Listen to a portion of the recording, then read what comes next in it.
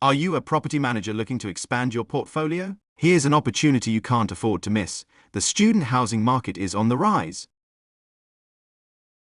As of 2020, demand for student housing sits at 8.5 million beds, but by 2031, it's expected to grow by over 734,000 beds. That's a 0.8% annual increase, driven primarily by public four universities, which will require an additional 448,000 beds for undergraduates alone.